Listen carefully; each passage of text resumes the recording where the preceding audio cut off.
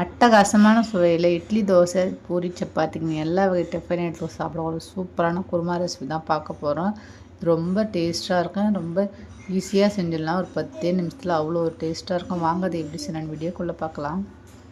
ஸ்டவ்வில் பேன் வச்சுருக்கேன். அதில் ஒரு 3 டேபிள் ஸ்பூன் அளவுக்கு எண்ணெய் சேர்த்துருக்கேன். இப்போ ஸ்பைசஸ் சேர்த்துக்கலாம். 2 போல் ஏலக்காய், 3 போல் பட்டைத்துண்டு, 2 கிராம்பு, கூட கொஞ்சம் கல்பாசி கண்டிப்பாக சேர்த்துக்கோங்க. குருமாக்குள்ளே கண்டிப்பாக கல்பாசி சேர்த்தா தான் நல்லாயிருக்கும். ஒரு பிரிஞ்சி இலை. இப்போ லைட்டாக பொரிஞ்சதோ ஒரு பெரிய வெங்காயத்தை இது மாதிரி நீள் வாக்கில் கட் பண்ணி சேர்த்துக்குங்க. குருமா வைக்க சொல்ல வெங்காயத்தை நீள் வாக்கில் கட் பண்ணி சேர்த்துக்கு. இப்போ நல்லா வெங்காயம் நல்லா வதங்கி வரட்டும்.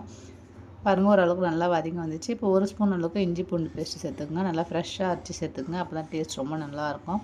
இப்போ சேர்த்துட்டு நல்லா எண்ணெயிலே ரெண்டுமே நல்லா வதங்கி வரணும். இப்போ இதில் ஒரு பச்சை மிளகாயை கட் பண்ணி சேர்த்துக்குங்க. உங்களுக்கு காரத்துக்கு தகுந்த மாதிரி நீங்கள் சேர்த்துக்குங்க. இப்போ நல்லா வதக்கி விட்டுக்குங்க.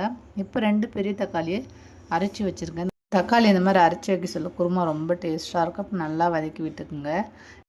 இப்போ இது கூடவே 1/4 ஸ்பூன் அளவுக்கு மஞ்சள் தூளும் சேர்த்துட்டு நல்லா வதக்கி விட்டுக்குங்க. நல்லா தக்காளி பார்த்திங்கன்னா எண்ணெயிலே நல்லா வதங்கி வரணும். வதங்கிட்டு நல்லா எண்ணெய் பிரிஞ்சு வரணும். அந்த அளவுக்கு தக்காளி நல்லா வதக்கி விட்டுக்கலாம். இப்போ வந்து நம்ம மசாலா சேர்த்துக்கலாம். 1 ஸ்பூன் அளவுக்கு தனியாத்தூள் சேர்த்துக்கலாம். 1/2 ஸ்பூன் அளவுக்கு மிளகாய் தூள் சேர்த்துக்குங்க. காரம் உங்களுக்கு ஏற்ற மாதிரி சேர்த்துக்குங்க.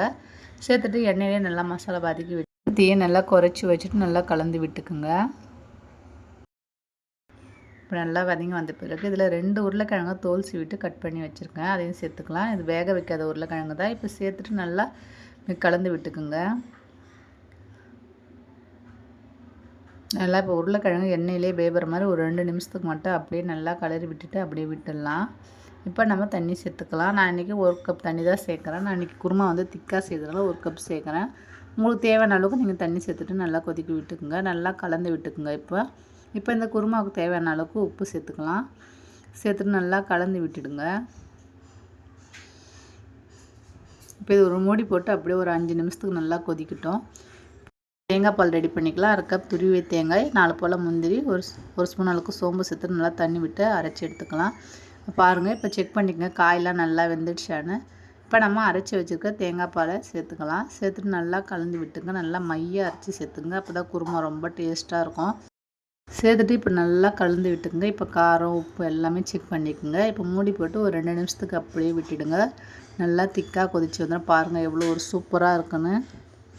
இப்போ கொஞ்சமாக கொத்தமல்லி கட் பண்ணி தூக்குங்க. அவ்வளோதாங்க ஃபைனலாக குருமா ரெடி ஆகிடுச்சு. இது இட்லி, தோசை, சப்பாத்தின்னு எல்லா டிஃபனுக்கும் ரொம்ப சூப்பராக இருக்கும். வீட்டில் எல்லோரும் ஒரு டைம் செஞ்சிங்கன்னா அடிக்கடிக்கு செய்ய சொல்லி கேட்பாங்க. அவ்வளோ ஒரு டேஸ்ட் நல்லாயிருக்கும். கண்டிப்பாக வீட்டில் ட்ரை பண்ணி பாருங்கள். அப்புறம் நீங்களே விட மாட்டீங்க, அடிக்கடிக்கு செய்வீங்க. சுட தோசையோடு வச்சு சாப்பிட்றதுக்கு அவ்வளோ ஒரு அட்டகாசமாக இருக்கும். இந்த வீடியோ உங்களுக்கு பிடிச்சிருந்ததுன்னா வீடியோவை ஷேர் பண்ணுங்கள், கமெண்ட் பண்ணுங்கள், சப்ஸ்கிரைப் பண்ணிவிடுங்க. தேங்க்ஸ் ஃபார் வாட்சிங் ஃப்ரெண்ட்ஸ்.